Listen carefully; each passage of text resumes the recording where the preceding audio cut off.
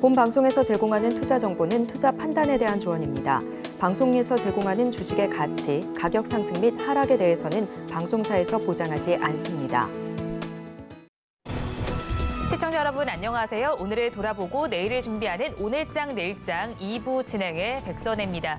장 마감까지 확실한 승부 전략과 내일장 주목할 섹터까지 제시해드리고 있습니다. 오늘도 저희 방송과 함께 하시면서 성공적인 투자 전략 가득 담아가시기 바랍니다. 저희 방송 유튜브를 통해서도 보실 수 있습니다. 유튜브 검색창에 서울경제TV라고 검색하시면 저희 방송과 함께 하실 수 있으니까요. 방송에 대한 의견이나 종목에 대한 궁금증 있으시면 유튜브 실시간 채팅창에 지금 바로 남겨주시기 바랍니다. 그러면 오늘장 내일장 2부 본격적으로 출발합니다.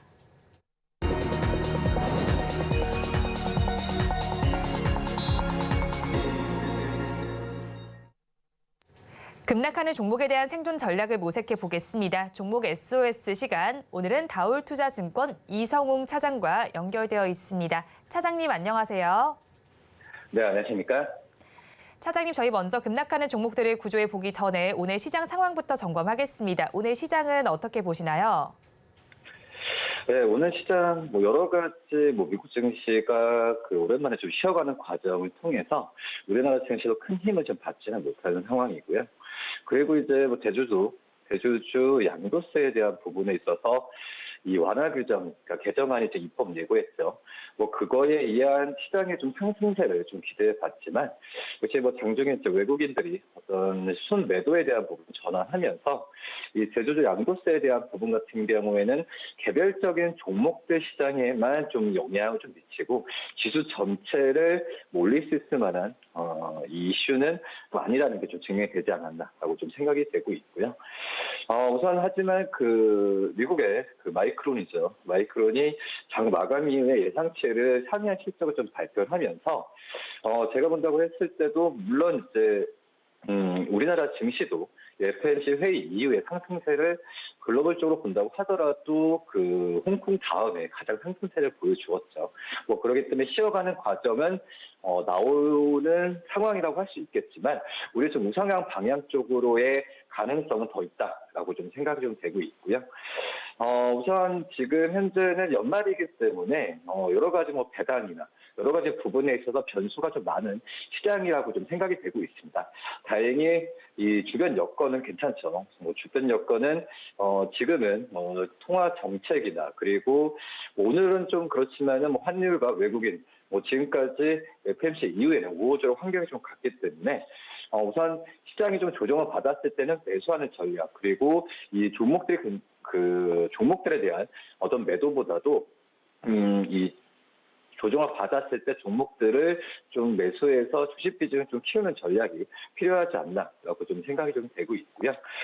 그러기 때문에 미국 증시도 약간 좀 감매수 구간이었다는 느낌이 좀 많이 들죠. 그런 부분이기 때문에 향후에 오늘도 그렇고 연말까지 미국 증시와 우리나라의 이 동조화 현상은 좀 계속 이어질 가능성이 좀 있지 않을까라고 좀 판단이 되고 있어서 지금은 이 종목별로 어떤 이슈 CES나 여러 가지 네이버에 대한 이 클라우드 이쪽에서의 이슈나 이런 부분이 굵직굵직한 이슈들이 있어서 이거에 대한 관련된 종목들에 대한 부분은 개별 종목 장세로 가되 전체적인 시가총액 상위 종목들 같은 경우에는 꾸준한 보유 관점을 유지하는 게 맞지 않나 이렇게 좀 판단됩니다.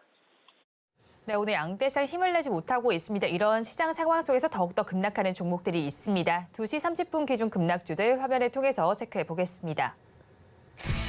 대세를 먼저 살펴보겠습니다. 8% 넘게 빠지고 있는 종목입니다. 지금 시장에서 가격은 1,764원대, 84원대 정도로 거래가 되고 있는데요. 최근에 유상증자 흥행에 성공을 했던 종목이지만 오늘 시장에서는 좀 빠지고 있는 양상이 펼치고 있습니다. 최근에 급등세 이후에 내림세가 나타나고 있고요.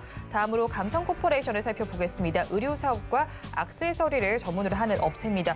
오늘 시장에서 4% 넘게 빠지고 있고요. 지금 시간 기준으로 주가는 3,170원 선을 지나가고 있습니다.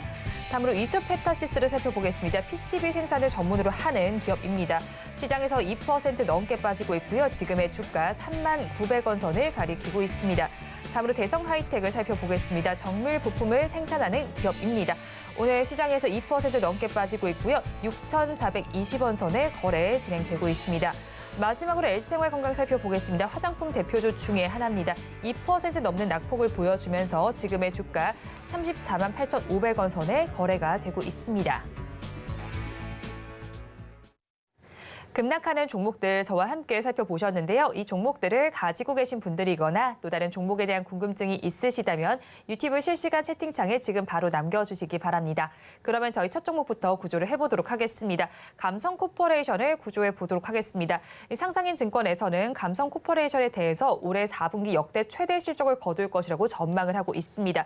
이 4분기의 성장세를 살펴본다면 경량 다운자켓 판매가 호조를 보였고 또 이제 헤비 다운자켓 라인업이 확대되는 것을 좀 나타냈었는데 이에 대해서 차장님 생각은 어떠실까요? 그렇죠. 우선 감성 코퍼레이션 같은 경우가 이 스노우피크에 대한 부분에 있어서 이 지금 현재는 그 동남아를 중심으로 한 이 대만, 중국, 홍콩, 동남아뿐만 아니라 이 아시아 쪽에서의 그 사업 확장세가 계속해서 일어나고 있죠. 이 올해 이 스노우피크 모델의 현대인 배우 현빈으로 바꾼 이후에 이 아시아 쪽에서 이 스노우피크에 대한 이 제품들의 관심이 많이 높은 상황이고요. 이 스노우피크 같은 경우에는 약간의 등산용품 그리고 이런 말씀하셨던 경량 패딩이나 이런 부분에 있어서 좀 브랜드 쪽에서의 제품을 많이 만드는 기업이라고 좀 볼 수 있겠는데, 근데 중요한 부분 같은 경우가 이 스노피크 같은 이 등산 용품 그리고 이런 좀 아웃도어 그 상품 같은 경우가 계절적으로 지금 많이 타죠. 근데 이제 3분기 때가 전통적으로 좀 비수기고 그리고 이 1, 2분기 때에 좀 그 판매 부분이 좋은데 오히려 지금 올해 지금 3분기 때 영업이익이 52억, 작년 대비 136억까지 올랐습니다. 이 비수기임에도 불구하고 호실적을 기록했다라고 볼 수 있겠는데, 우선 브랜드 인도 배우 현빈 효과가 분명히 좀 있는 거로 지금 생각이 되고 있고, 그리고 이제 이 스노우피크가 그전에는 좀 남성 용품에 대한 남성 옷이나 남성 용품에 대한 부분에 있어서 판매를 많이 했는데 최근엔 여성 쪽에서의 의류나 이런 부분의 판매가 굉장히 좀 높게 지금 나타나주고 있습니다. 그렇기 때문에 이 감성 코퍼레이션의 매출에 다변화는 계속 좀 일어나고 있다라고 좀 생각이 되고 있고요. 그리고 지금 말씀드렸던 이 해외 쪽에서의 이 그 시장에 대한 기대감은 올해가 어떤 시작점이라고 좀 판단이 되고 있습니다. 그런 점에서 봤을 때 지금 현재 올해 이 3분기 때 누적 어떤 매출액 같은 경우가 2억밖에 안 되지만은 지금 그 진출하는 국가가 지금 다양해지는 모습을 좀 보여주고 있기 때문에 이제 시작 단계에서 이 스노피크에 대한 해외 쪽에서 매출액은 좀 상승폭이 우리나라보다도 당연히 높아질 가능성이 굉장히 좀 크죠. 그리고 지금 대만에서 지금 4차 물량에 대한 부분 80%가 소진이 됐는데 이 대만의 어떤 시장도 겨냥하는 거지만 중국 시장을 진출하기 위한 어떤 테스트상으로 이 대만에 대한 먼저 진출했다고 볼 수 있겠습니다. 근데 지금 현재 이 대만 쪽에서의 이 판매가 호조가 지금 나타나주고 있기 때문에 우선 대만 쪽에서 진출하는 부분도 수월하지 않을까라고 좀 생각이 되고 있고요. 지금 이제 해외 사업 쪽에서의 정착 기간은 최소 본다고 하더라도 1년 좀 넘죠. 최대 봤을 때도 2년까지 봐야 되는데 그렇기 때문에 올해 상반기 때 시작을 해서 내년 상반기까지는 이는 해외 실적에 대한 기대감보다도 내년 하반기 때에 본격적으로 이 실적에 대한 기대감을 가져가도 나쁘진 않다라고 좀 생각이 되고 있습니다. 그렇기 때문에 이 해외 시장 쪽에서 진출하려면은 여러 가지 마케팅비도 필요하죠. 또 인건비도 광고 선전비도 필요하기 때문에 비용이 들어가는 구간이기 때문에 이 어떤 실적에 대한 기대감보다도 이제 투자 구간이라고 좀 판단되면서 이 감성 코퍼레이션 관심 있게 봐야 되지 않을까 그게 판단됩니다. 네, 감성코퍼레이션에 대해서 긍정적인 부분을 많이 말씀해 주셨는데 사실 주가가 지지부진한 만큼 가지고 계신 분들께서는 고민이 많을 시점이실 것 같습니다. 어떻게 대응하면 좋을까요? 저는 감성 코퍼레이션은 매수 관점으로 좀 가져가도 괜찮다. 신규 매수도 괜찮고 기존에 가지고 계신 분들 같은 경우에도 이 포트상 어떤 20% 이상은 넘기지 않는 선에서 추가 매수를 해도 괜찮지 않을까라고 좀 생각이 좀 되고 있고요. 지금 현재 이 영업이익이나 이 영업이익, 순이익의 흑자 전환한 지가 몇 년 안 됐죠. 그러기 때문에 지금 PER 구조로 지금 접근하는 것보다도 어떻게 보면 이제 시작 단계에서 매수 관점으로 한다라고 좀 생각을 하셔도 괜찮지 않을까 판단되고요. 목표 주가는 3,600원, 손주가는 2,800원 말씀드리도록 하겠습니다. 감성 코퍼레이션에 대해서 매수해도 좋겠다라는 관점을 제시해 주셨고요. 목표 주가는 3,600원, 손절라인 2,800원 제시를 해주셨습니다. 그러면 저희 다음 종목 구조를 해보겠습니다. 이수페타시스를 구조해 보도록 하겠습니다. PC 전문 기업입니다. 그런데 엔비디아 관련주로 잘 움직이기도 했던 종목인데 기관 투자자들이 어제까지는 10거래일 매수세를 보이다 오늘은 좀 매도로 전환을 했더라고요. 외국인의 경우에는 3거래일 연속 매도세를 나타내고 있었는데 이 종목에 대해서 차장님께서는 어떻게 보실까요? 어제까지 기관 쪽에서 매수 랠리를 보이다가 오늘 좀 어떤 시장 영향도 있겠죠. 시장 영향도 있는 상황에서 좀 매도가 전환이 됐는데 오히려 지금 주가가 좀 조정 많이 받으면은 저는 매수 관점으로 접근해도 무리가 없다라고 좀 생각이 되고 있고요. 이수페타시스가 이 엔비디아, 그러니까 저는 개인적으로 엔비디아와 가장 관련이 있는 종목은 이 대형주에서는 이제 HBM을 납품하는 이 SK하이닉스, 중소형주 중에서는 그 전부터 이 PCB 쪽을 납품했었던 이수페타시스라고 좀 생각이 되고 있는데, 지금 이 이수페타시스와 엔비디아의 관계로나 좀 보다가 최근에 지금 그 AI 칩, 그러니까 미국의 빅테크 기업들이 AI 칩에 대한 진출을 가속화하고 있죠. 그런 점에서 본다고 한다면 이수페타시스의 이 NLB, 이 고단층, 이 PCB에 대한 수요는 계속 늘어날 가능성이 있다. 그러니까 엔비디아뿐만 아니라 다른 빅테크 기업들이 서로 경쟁했을 때 수혜를 볼 가능성이 좀 있다라고 좀 생각이 되고 있고요. 우선 그 이수페타시스의 이 NLB 쪽도 그렇지만 AI 가속기죠. 이쪽에서의 수저 부분도 지금 가시화가 되는 부분이 좀 눈에 띄게 나타나지고 있습니다. 특히 이제 이수페타시스가 AI 가속기에 대한 이 제품을 그전에는 마진이 많이 남는 저마진 쪽에서의 그 승부를 걸다가 지금 이제 고마진 개선이 되는 AI 가속기에 대한 제품에 대한 부분에 더 힘을 쓰고 있는 상황이라고 좀 볼 수 있고요. 내년 같은 경우에도 업그레이드된 신모델을 출시하면서 가격 평가가 인상되겠죠. 그거에 대한 마진 부분도 좋아질 가능성이 크고요. 또 이제 이런 AI 가속기, 또 이제 이 빅테크 기업들의 AI 칩에 대한 시장에 대한 진출, 이런 부분도 지금 있는 이런 어떤 매출액이 개선되는 부분도 모멘텀이 계속 유효한데, 또 중요한 부분 같은 경우가 원래 그전에 이수페타시스가 이 사공장에 대한 준비를 많이 했었죠. 그렇기 때문에 비용적인 측면에서 많이 들어갔다라고 볼 수 있겠는데요. 하지만 이 사공장 준공에 대한 부분도 이 3분기 쪽에서의 얼추 끝났다고 생각이 되고 있습니다. 그렇기 때문에 이 4분기 때의 실적에 대한 부분은 이제 비용적인 측면은 많이 줄어들 가능성이 크다라고 지금 생각이 되고 있고요.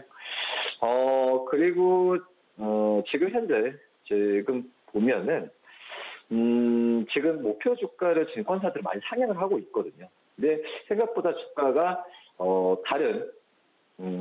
다른 이 반도체 이 장비주들을 가는 반면에 이수페타시스는 잘 안 가는 모습을 보여주고 있는데, 그렇기 때문에 지금 현재 구간에서 매수 관점을 가져가도 나쁘진 않다라고 좀 판단되고 있습니다. 네, 이수페타시스 지금 관점에서 매수 관점을 가져가도 괜찮겠다라고 말씀을 전해주셨는데, 그렇다면 저희 가격 전략은 어떻게 잡아가야 할까요? 지금 현재 저는 신규 매수도 괜찮고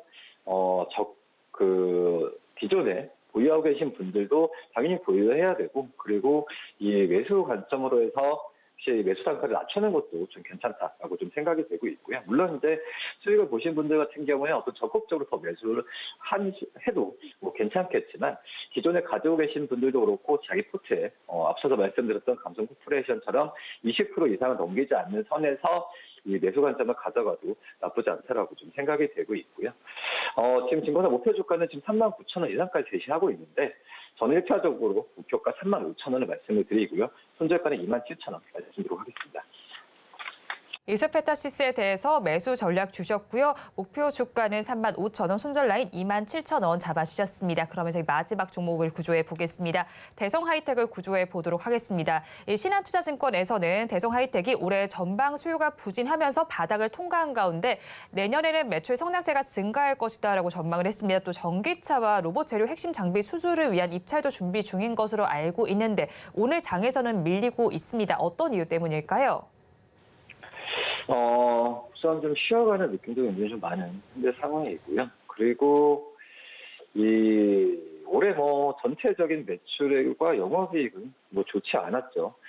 그런 점에서 봤을 때 이런 실적에 대한 우려감이 있는 것보다도 또 실적에 대한 부분이 가시화됐을 때 이 대성하이텍 같은 경우에도 주가적인 그 혜택을 좀 많이 받지 않나라고 좀 생각이 좀 되고 있고 좀 아쉽죠. 11월 중순에 6,100원이었던 종목이 시장 오를 때는 좀 제한적으로 가는 모습을 좀 보여주었는데 그런 점에서 이 대성하이텍에 대한 우선 지금 당장의 어떤 그 주가의 상승률은 좀 제한될 가능성이 좀 있다라고 좀 생각이 되고 있고요. 하지만은 이 대성하이텍 그 전에 본다고 하더라도 이 정밀 부품 쪽이 반도체 쪽에 위주가 돼 있었던 상황에서 반도체 투자에 대한 업황 사이클이 올해 좀 좋지 않았죠. 그렇기 때문에 이 신규 수주나 이런 부분이 많이 좀 감소를 했었는데 하지만은 지금은 이 반도체 이 업종뿐만 아니라 방산 그리고 이 임플란트 또 이제 2차 전지 같은 신성장 산업에 대한 수요가 지금 늘어나고 있는 상황입니다. 그렇기 때문에 이 반도체와 관련된 본업에 대한 부진은 제가 봤을 때는 이 신성장 사업 쪽에서의 이 매출이나 이런 부분으로 이 만회가 될 가능성이 내년에는 분명히 좀 있지 않을까라고 좀 생각이 되고 있고요. 그리고 이제 자동 선반이나 이 정밀 부품에 대한 부분, 그러니까 본업에 대한 부분은 지금은 이 수주가 늘어나는 추세로 가고 있습니다. 그렇기 때문에 당장 어떤 4분기 실적이 좋다라는 것보다도 저는 내년에 실적을 기대하면서 이 종목에 대해서 좀 관심을 가져도 나쁘지 않다라고 좀 생각이 좀 되고 있고요. 그리고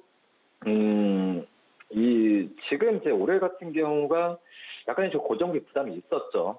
고정비 분기마다 봤을 때도 이 몇백억에 대한 고정비 부담이 좀 있었던 상황이었는데 이제 그런 부분은 이제 해소 관점으로 좀 들어가는 그런 상황이고요. 그렇기 때문에 또 이제 지금 시장에서 핫한 게 바로 이제 반도체 업종이라고 볼 수 있겠죠. 반도체 업황에 대해서 이 개선 기대감을 이 대성하이텍이 이 주가적인 측면에서는 잘 흡수를 좀 못했던 상황이라고 좀 볼 수 있겠는데 그런 부분까지 좀 탈피를 하게 되면은 이 대성하이텍에 대한 매출 그리고 이 부분은 또 주가로 바로 연결될 가능성이 좀 있지 않을까라고 좀 생각이 되고 있습니다. 그렇기 때문에 우선 내년에 어떤 신규 사업 쪽에서의 기대, 반도체 업황 사이클에 대한 부분이 지금 예상대로 좋아진다고 한다면은 대성하이텍은 좀 괜찮은 나는 관심이 가져갈 만한 종목이지 않나 이렇게 판단됩니다. 네, 대성하이텍에 대해서 관심을 가져볼 만한 종목이다라고 말씀을 해주셨는데 그렇다면 가지고 계신 분들께서는 지금 시점에서 어떻게 대응을 해나가면 좋을까요? 우선 거래량이 많이 나오는 상황은 아니죠. 그래서 변동성이 굉장히 제한되기 때문에 기존에 가지고 계신 분들은 추가 매수보다도 버티는 전략이 낫지 않나라고 좀 생각이 되고 있고 그리고 1차적으로 목표가는 이제 7,000원 좀 말씀을 좀 드리도록 하겠는데요. 하지만 이제 7,000원이 돌파를 좀 하게 된다고 한다면은 저는 추가적인 매수 관점을 그때 생각해도 나쁘진 않다라고 좀 판단이 좀 되고 있습니다.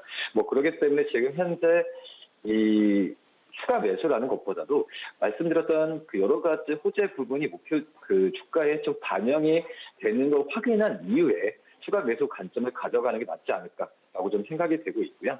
1차적 목표가는 좀 7,000원 말씀드리고 손절가는 5,000원을 말씀을 드릴 테니까 우선 좀 시간이 좀 걸리더라도 한번 기존에 가지고 계신 분들은 버티는 전략을 계속 유지하는 게 맞지 않을까 이렇게 생각됩니다.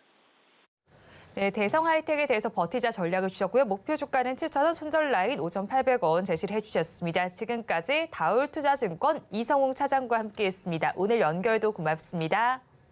네, 감사합니다.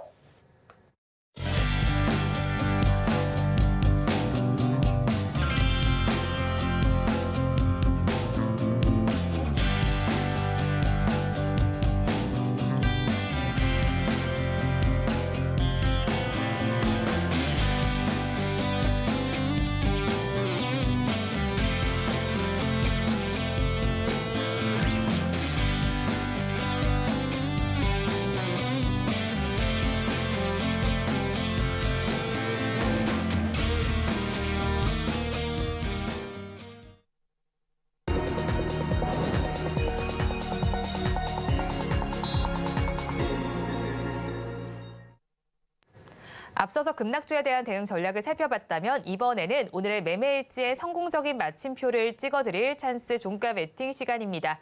오늘은 이 스토리의 김태성 본부장과 함께합니다. 어서 오세요. 네, 안녕하세요.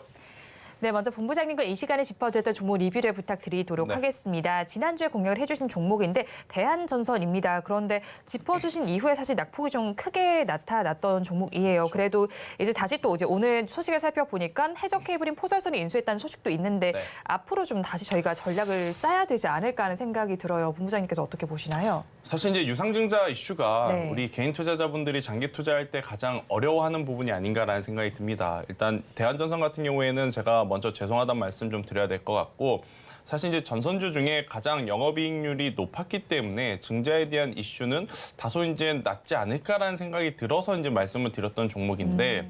일단 그 이후에 바로 이제 증자 이야기가 좀 나왔어요. 그런데 네. 이제 여러분들이 증자 뉴스가 나왔을 때 저는 크게 두 가지를 좀 보셔야 될 것 같다는 생각이 들어요. 첫 번째, 증자 금액이 얼마인가? 두 번째, 그 증자 금액을 돈을 어디에다 쓸 것인가, 이 두 가지를 체크하는 게 가장 이제 급선무다라고 좀 보시면 될 것 같은데, 대한전선은 증자 규모가 일단 컸습니다. 시총이 약 1조 2천억인데 증자 규모가 6천억 정도. 그러니까 시총의 절반 이상을 증자했다라는 부분이 다소 부담으로 조금 다가오는 수밖에 없는 상황. 그런데 이제 채무 상황이라든지 가지고 있던 빚을 탕감하는 것이 아니라 바로 해저 케이블 쪽 산업에 투자를 한다라는 이야기가 나왔습니다. 이 부분에 대해서는 이제 긍정적인 포인트를 좀 잡을 수 있을 것 같은데요. 네. 제가 지난주에 대한전선 소개를 할 때 지중 케이블 쪽은 대한전선이 우위에 있고 해저 케이블 쪽은 이 LS전선이 이제 우위에 네. 있다라고 좀 말씀을 드렸어요.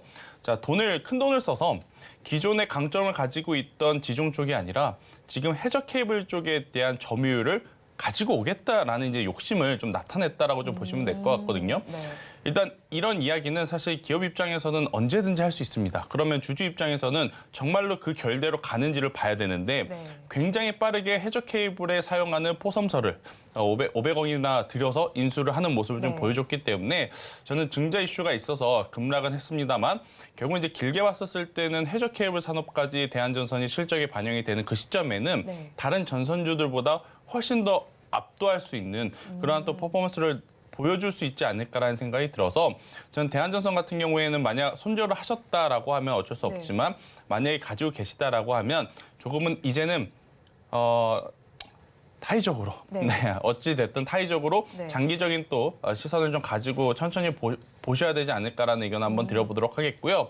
근데 제가 긍정적으로 말씀드리면서 비중 확대하면서 평단을 좀 낮추는 것도 좋겠다라는 이야기를 못 드리는 게 한 가지가 좀 찝찝한 게 최대 주주가 호반건설입니다. 네. 이제 호반건설이 안 좋다라기보다는 워낙 지금 이 건설주들의 상황들이 그다지 좋지 못하다라는 조금 느낌이 있어서 일단은 추가 매수보다는 만약 가지고 계시다라고 하면 네. 그 비중 그대로 조금 더 길게 보시면서 저는 12,000원 위로 올라왔을 때 오히려 그때 공격적으로 한번 비중을 확대해 보시는 것이 더 맞지 않을까라는 의견 드려보도록 하겠습니다. 네, 대한전선에 대해서 12,000원 위로 올라간다면 더 공격적 비중 확대해 보자라고 전략을 제시를 해주셨습니다.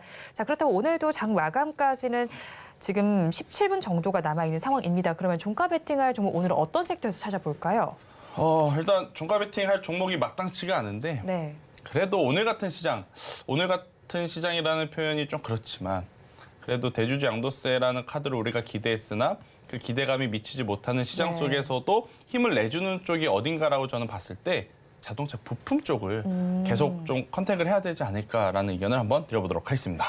자동차 부품 쪽을 말씀을 전해주셨는데 네. 완성차를 함께 봐도 괜찮은 건지 아니면 자동차 부품 수만 놓고 봐야 되는 건지 궁금한데요.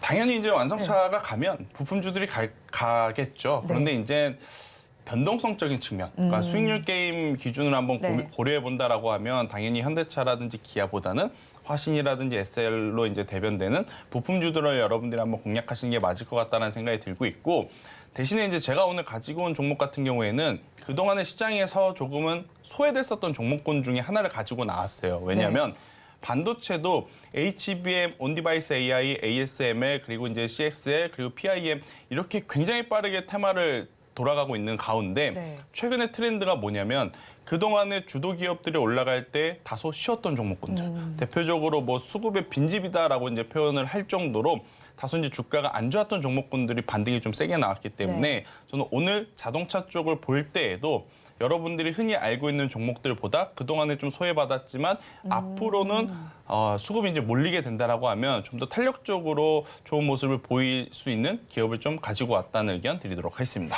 그래서 저는 아무래도 자동차 부품과 관련된 이야기를 하려면 자동차 이슈를 먼저 좀 다뤄봐야 된다고 생각을 합니다. 그런 만큼 어제 사실 현대차와 관련된 이슈가 나왔었죠. 러시아에 있는 공장을 매각한다는 소식이 전해졌는데 사실 그 금액 자체는 굉장히 적은 걸로 알고 있어요. 그럼에도 이게 호재로 작용이 되면서 어제 현대차와 기아 모두가 좀 좋았잖아요. 앞으로의 흐름 어떻게 보실까요? 현대차가 팔아야 될 때와 살 때를 정말 정확하게 잘 판단을 한 것 같습니다. 우리 주식 포트의 비교를 좀 해볼게요. 손절을 할 때 하더라도 내 계좌에 수익이 있을 때 손절하는 것과 내 계좌에 손실이 잔뜩 있는 상황에서 추가로 손절하는 것은 완전히 다른 문제거든요. 그러니까 현대차 같은 경우에는 지금 러시아 공장 헐값에 그냥 내놓는다 하더라도 크게 무리 없다라는 거죠. 그렇기 때문에 지금 현대차 같은 경우에는 굉장히 많은 악재가 아니고 그 악재를 뒤덮을 만한 호재가 지금 더 많은 상황이라서 굳이 그 뉴스에 우리가 민감하게 반응할 필요는 없지 않겠는가라는 의견 한번 드려보도록 하겠고요. 자동차주들이 이제 전반적으로 지금 좋은 모습을 보이는 이유는 딱 두 가지죠. 첫 번째는 금리 인하. 그러니까 우리가 자동차를 살 때 100% 현금을 주고 사는 사람은 그렇게 많지 않습니다. 거의 다 이제 이 오토론을 끼고 이제 사기 때문에 이자에 굉장히 민감할 수밖에 없는데 금리 인하로 인해서 그런 것들에 대한 부담이 줄어들게 되면 또 차를 바꾸시는 분들이 또 많아진다라는 의견이 하나이고, 이제 두 번째 같은 경우에는 일단 자동차 기업들의 매출이 아마 작년 이맘때쯤부터 계속 피크아웃 했는데 결국엔 1년 동안 내내 성장을 했습니다.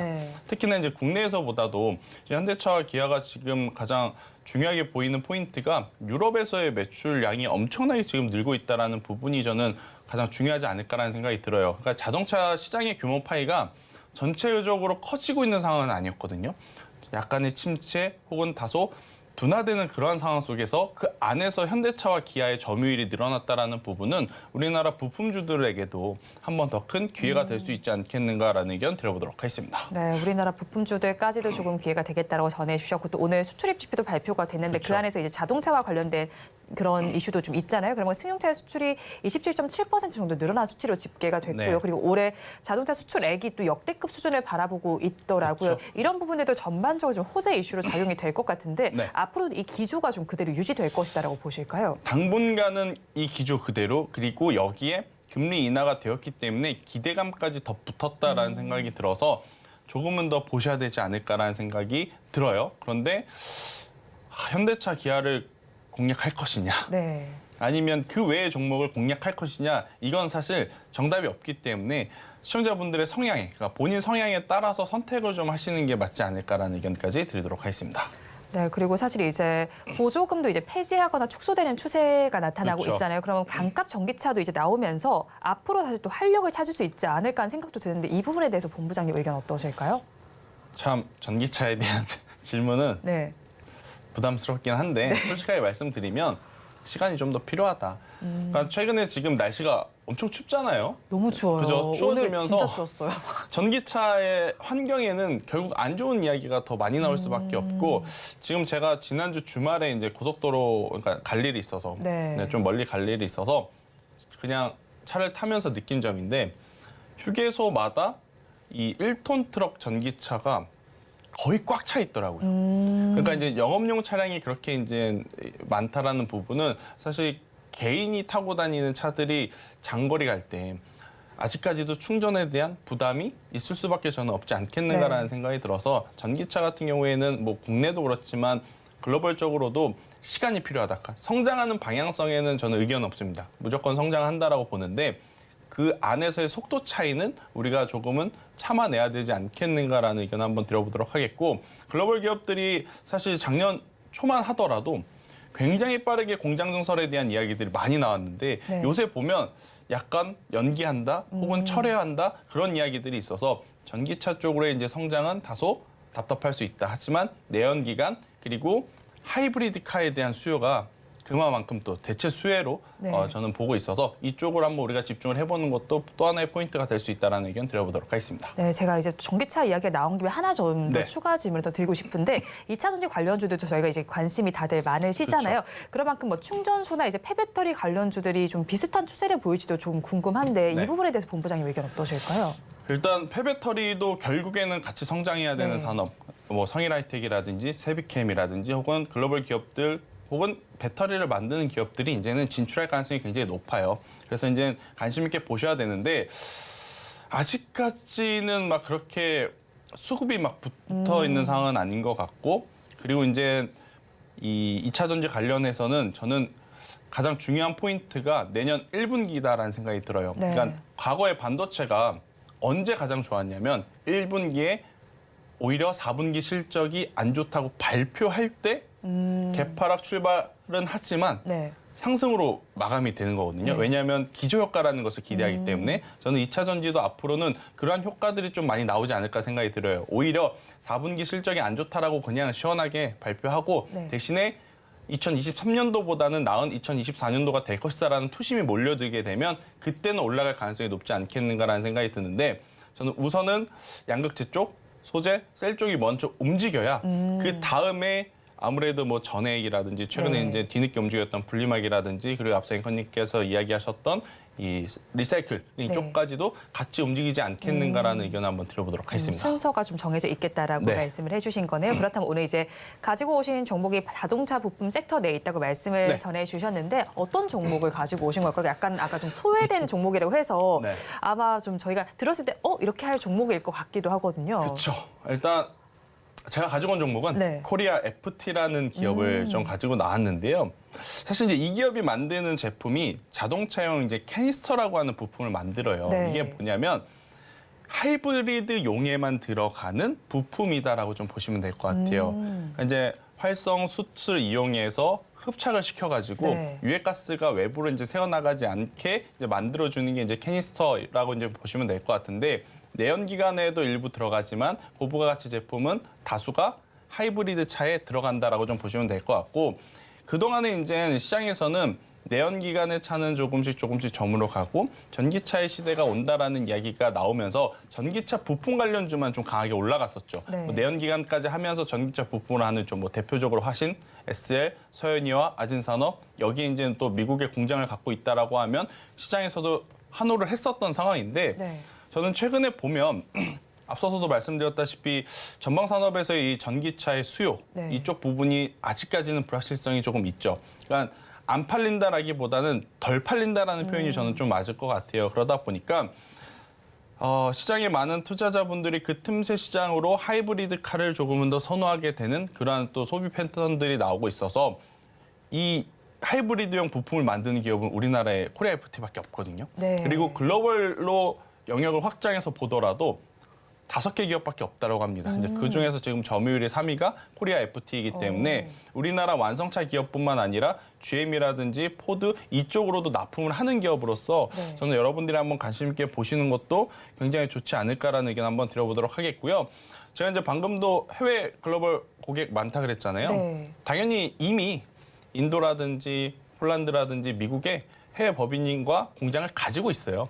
그러니까 뭐 IRA라든지 AMPC에 대한 수혜를 조금은 이제 안정적으로 또 받아갈 수 있는 모멘텀들이 저는 있다라는 생각이 들어서, 뭐 어차피 이제 이 자동차 부품 안에서도 중장기적으로 봤을 때는 이 친환경 관련한 부품주들이 더 부각을 받을 가능성이 높겠죠. 그래서 저는 이제 코리아 FT도 또 하나의 투자할 만한 기업으로 지금 급부상했기 때문에 여러분들이 봐보시는 것도 좋고, 오늘 종가에 베팅을 해보시는 것도 저는 괜찮다라는 의견 드려보도록 하겠습니다. 네, 본부장님 그런데 이제 가격 전략 여쭤보기 전에 하나 좀 여쭤보고 싶은 네. 게 있는데 하이브리드 부품과 관련해서 지금 굉장히 좀 큰 그런 걸 가지고 네. 있는 종목인 것 같아요. 그러면 이 하이브리드 부품이란 것 자체가 좀 만들기 힘든 건가요?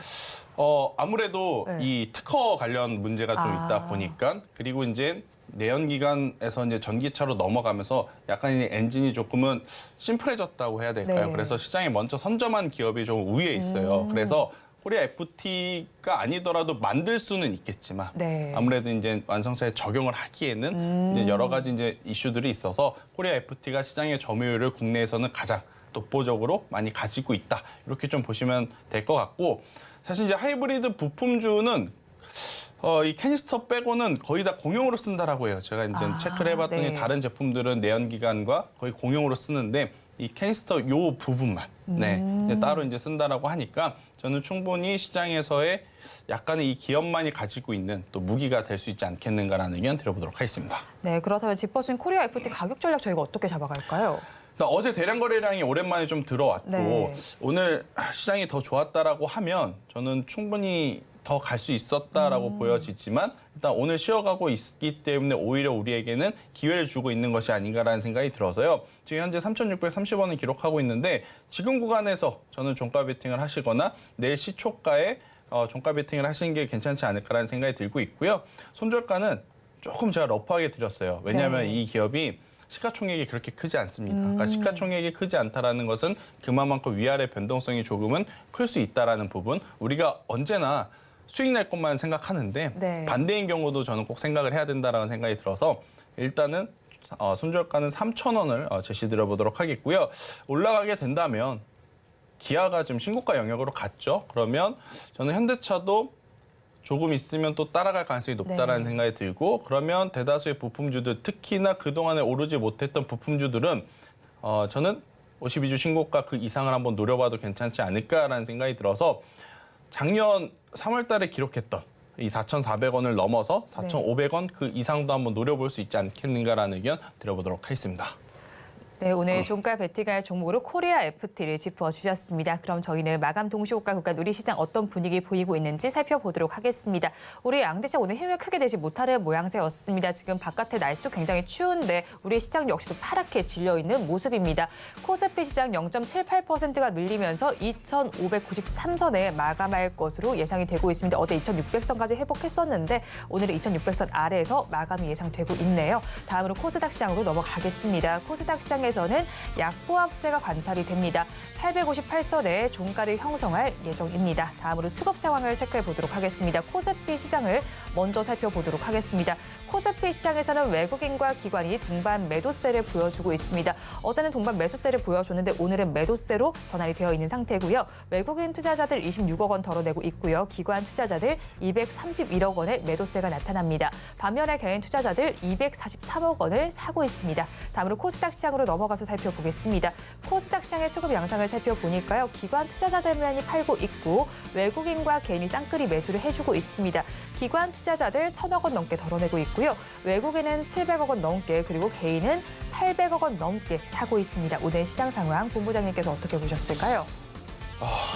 참 뭘 하든 때가 있고 타이밍이 있는 것 같습니다. 네. 대주주 양도세 물론 이렇게 완화해 주는 거 정말 주시장에 좋은 일이죠. 그런데 이제 만약 이 이야기를 일주일 전에 했더라면 혹은 2주일 전에 했더라면 저는 시장의 판도가 확 달라지지 않았을까라는 네. 생각이 들어요.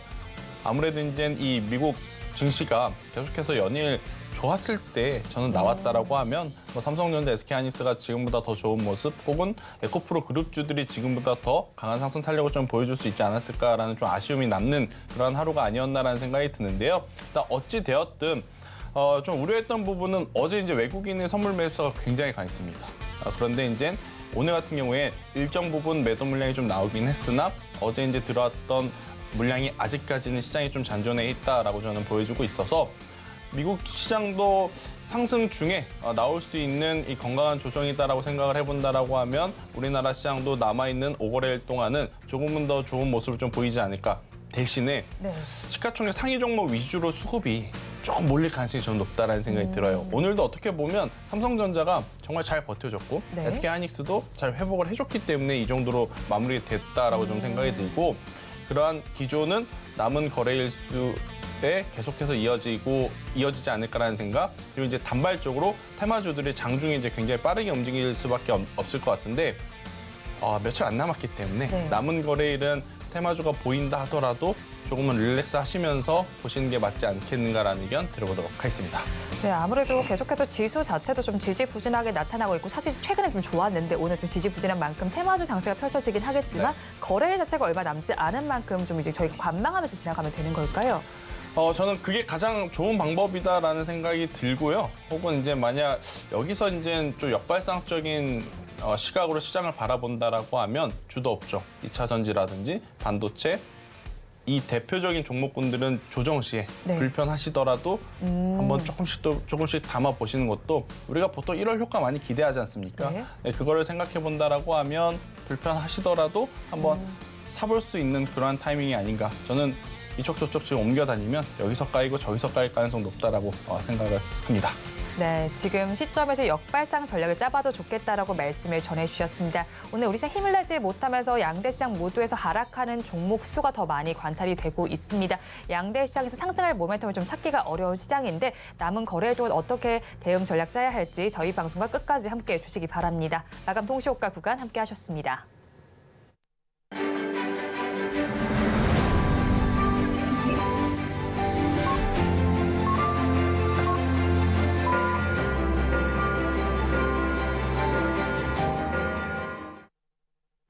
자, 오늘 우리 시장은 굉장히 아쉽게 마감이 됐습니다. 양대 시장 모두에서는 파란불이 들어와 있고요. 업종별로 마감 상황도 체크를 해보도록 하겠습니다. 코스피 시장을 먼저 살펴보겠습니다. 어제는 사실 코스피 시장에서 하락하는 업종이 없이 상승하는 업종 많이 관찰이 되는데 오늘은 반대되는 양상이 펼쳐집니다. 지금 하락하는 업종만이 나타나 있는 시장인데요. 그중에서 가장 크게 하락했던 업종은 운수창고 업종입니다. 4% 넘게 빠지면서 마감이 됐는데 하락을 좀 주도했던 종목은 HMM으로 볼 수 있겠습니다. 11% 넘게 빠지면서 마감이 됐고요. 그 다음으로는 철강 금속 업종에서 1%대 하락률이 나타났고요. 그 다음으로는 섬유 의복 업종이 1.31%로 하락 마감이 됐습니다. 다음으로 코스닥 시장도 살펴보겠습니다. 코스닥 시장에서도 역시나 하락하는 업종이 우세합니다. 금융 업종이 가장 힘을 내지 못했습니다. 4% 넘게 빠지면서 그 안에서는 할인 지주가 10% 넘게 빠지면서 하락을 조금 더 이끌었다라고 볼 수가 있겠고요. 다음으로 일반 전기전자 업종에서는 2.96%의 약세가 관찰이 됐고 통신 서비스 업종은 2.17%로 하락 마감을 했습니다. 오늘 시장 굉장히 어렵게 마감이 됐습니다. 그런 만큼 내일장에 대한 전략 어떻게 짜봐야 할지 굉장히 궁금하실 텐데요. 오늘장 내일장 전문가님들께 여쭤봤습니다. 화면으로 확인해 보시죠. 대주주 기준이 상향됐습니다. 그런데 연말 랠리에 힘을 보탤 수 있을지 한번 질문을 드려봐야 될 것 같아요. 마무리 전략은 어떻게 짜면 좋을지 함께 여쭤봤습니다. 먼저 나도투자연구소의 이재규 본부장님께서는 긍정적인 영향이 제한적이다라고 말씀을 해주셨고요. 연초 기대감은 유효하다라고 정리를 해주셨습니다. 다음으로 윤석천 경제평론가님께서는 개인 비중이 높은 종목에 긍정적인 영향이 예상된다라고 말씀을 해주셨습니다. 마지막으로 다울투자증권의 이성웅 차장님께서는 2차 전지 등 중소형주에 긍정적인 영향이 기대된다라고 말씀을 해주셨는데 이에 대해서 본부장님 의견 어떠실까요? 일단 이벤트 해소에 따른 지금 세론 뉴스로 네. 작용한 수급의 변화의 움직임을 꼭 체크를 하셔야 되지 않을까라는 생각이 들고 있고 저의 개인적인 생각입니다만 사실 오늘 흐름은 그다지 우리 증시에는 내년 1월을 해서라도 그렇게 좋지 않았다라고 저는 생각이 들어요. 왜냐하면 우리가 보통 통상적으로 1월 효과를 기대하는 게 뭐냐면 이런 대주주 때문에 일정 부분 이제 매도 물량이 나온 것들이 1월 달 들어오면서 다시 이제 매수로 전환이 되면서 시장에 온기를 좀 불어 넣어주는 그런 것들을 좀 기대를 하는 건데 이렇게 된다라고 하면 예전보다 당연히 많이 팔지 않을 가능성이 높고 그런 상황 속에서 우리가 항상 봐왔던 네. 자주 좀 나와줬던 1월 효과가 정말로 나와줄 수 있겠는가라는 좀 의구심이 들더라고요. 그래서 우선은 외국인이라든지 기관의 이제 수급 회복력을 먼저 체크를 하시는 게 맞을 것 같고요. 일단 미국이 정말 오랜만에 지금 쉬었습니다. 근데 네. 이제 쉬어감에 있어서 조정의 폭이 생각한 것보다 조금 깊기는 해요. 1%가 지금 넘은 그런 조정이 나왔기 때문에 그나마 다행스러운 것은 아무래도 이제 반도체 기업의 실적이 그나마 좀 잘 나왔기 때문에 시간의 선물 시장에서는 일단 플러스로 전환이 되는데 이 흐름이 회복을 해주는지 아니면 여기서 조정이 멈춰주고 흘러가는지 아니면 추가적으로 조정이 나오는지 여부를 한번 꼭 체크를 하셔야 될 것 같고 미국 시장이 여기서 한 번 더 조금 충격을 받는다라고 하면 연말까지는 일단 최소한의 움직임으로 계좌를 지키는 전략으로 가야 되지 않을까라는 의견 한번 들어보도록 하고 가장 중요한 건 지금 파생시장 그러니까 공매도에 대한 이슈가 불거지고 나서 외국인들이 그냥 작정하고 선물시장에서 사고 파는 것 같아요. 그러니까 일단 어제 엄청나게 이제 강한 매수 그리고 오늘은 일부 이제 차익 매도 물량이 나왔는데 남은 거래일 동안 외국인들의 이제 이 선물 수급 동향도 굉장히 중요한 부분 중에 하나다라는 의견 드려보도록 하겠습니다. 네, 수급적인 부분이 중요한 변화 중에 하나다라고 말씀을 전해주셨고요. 그럼 저희 내일장에서는 어떤 섹터에 좀 주목을 해보면 좋을까요? 일단 뭐 여러 가지를 좀 봐야 되긴 하겠습니다만 저는 온디바이스 AI 쪽으로 좀 보셔야 되지 않을까. 그러니까 내일장뿐만이 아니라 네. 1월장까지 크게 봤을 때는 저는 반도체 안에서 온디바이스 AI를 좀 보셨으면 좋겠는 게 결국 1분기에 갤럭시 S 시리즈에 가우스 AI가 탑재돼서 지금 나올 상황이잖아요.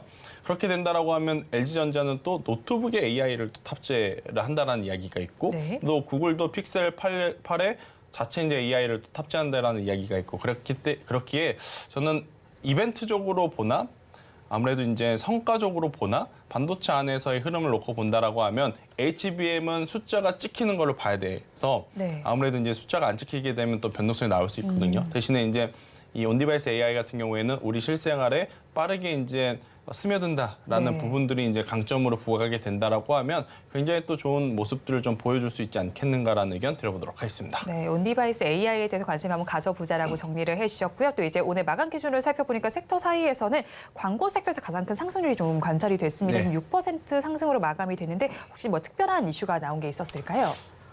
딱히 딱히. 네. 근데 아마 이제 광고 같은 경우에는 네. 이 와이즈 버즈하고 이제 플레이디 이런 기업들이 이제 상한가로 좀 직행을 하면서 나온 네. 것 같은데 저는 지금 이제 시장이 거의 한 2주 전부터 일주일 전부터 시총 500억 미만 기업들, 네. 그러니까 시총 1000억 미만 기업들이 상한가를 지금 가는 흐름들이 지금 많이 나오고 있거든요. 네. 그러니까 이건 거의 테마적인 순환매 때문에 움직이는 모습이 아닌가라는 의견 한번 드려보도록 하겠습니다. 테마적인 순환매로 인해서 움직였다라고 정리를 해주셨고요. 그리고 전 시가총액 상위 종목들 중에서 지금 코스닥 시장에서요. 네. 지금 알테오젠의 상승률이 굉장히 많이 눈에 띄었는데 사실 저는 따로 뉴스를 찾지를 못한 것 같은데 네. 21% 상승으로 마감을 했습니다. 어떤 이유로 이게 좀 올랐는지 궁금한데 뭐 뉴스를 보니까 그나마 뭐 국제 규격을 취득했다라는 소식이 좀 전해져 왔더라고요. 네. 이게 이 정도의 호재로 작용할 만한 거리인지 좀 궁금한데 본부장님의 의견 어떠실까요? 일단 결국엔 네. 이 제약바이오는 금리 인하 시기에 죄송합니다. 금리 인하 시기에 조금 더 강해질 수밖에 없고 네. 그 기간에 지금 굉장히 좋은 뉴스가 나왔기 때문에 저는 오늘 시장에 어디로 가야 될지 모르는 수급이 제약바이오를 선택했고 그 안에서 지금 굉장히 상대적으로 좋은 뉴스가 나온 알테오젠을 좀 선택하지 않았나라는 생각이 드는데 알테오젠이 이렇게 먼저 움직이게 된다라고 하면 네. 저는 지금 자리를 잘 잡고 있는 제약바이오 대형주 쪽에서 보면 뭐 종분당이라고 하는 기업도 우리가 현재 위치에서 한번 더 확인을 해 볼 필요는 있지 않겠는가라는 게 한번 드려보면서 일단 저는 내년 관심 있게 봐야 될 섹터 중에 하나로 네. 제약바이오를 보고 있는 만큼 제약바이오에서 대신 기술 수출 이력이 있거나 네. 지금 이제 실적이 매년 좀 증가하고 있는 기업만 좀 추려서 본다라고 했었을 때는 굉장히 좋은 성과 있지 않을까. 그거 다 추리면 네. 제약바이오도 제가 보니까 몇 개 없더라고요. 그래서 그 기업 안에서만 네. 추려서 보자라는 의견 드려보도록 하겠습니다. 네, 본부장님께서 말씀해 주신 대로 제약 바이오 안에서도 좀 선별하면 좋겠다라는 의견이셨습니다. 지금까지 이스토리의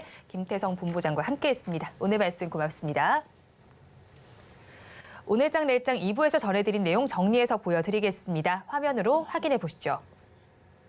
오늘 장내 일장 2부의 핵심입니다. 오늘 종목 SOS 시간에는 감성코퍼레이션과 이수페타시스, 대성하이텍을 구조해드렸습니다. 세 종목 모두에는 버티자 의견을 주셨고요. 감성코퍼레이션과 이수페타시스의 경우에는 추가 매수도 괜찮겠다라는 의견까지 덧붙여 주셨습니다. 다음으로 오늘 종가 베팅할 종목은 코리아 FT 짚어주셨습니다. 해외 시장을 접수하고 있고요. 거기에 금리나 수혜까지 받을 수 있는 만큼 관심을 가져보시기 바랍니다. 그리고 내일장에서는 외국인의 선물 수급을 꼭 체크를 해보시면 좋겠다라는 의견 제시해 주셨으니까 투자 의견에 참고를 해보시기 바랍니다. 본 방송에서 제공하는 정보는 투자 판단에 대한 조언일 뿐 해당 주식의 가치와 수익률을 보장하지는 않습니다. 아울러 서울경제TV와 서울경제신문은 당사의 브랜드입니다. 최근 당사를 사칭하는 피해 사례가 늘어나는 만큼 각별히 주의해 주시기 바랍니다. 오늘 장내 일장 2부에서 준비한 순서는 여기까지입니다. 저희는 내일 이 시간도 여러분과 함께하겠습니다. 오늘도 시청해 주신 여러분 고맙습니다.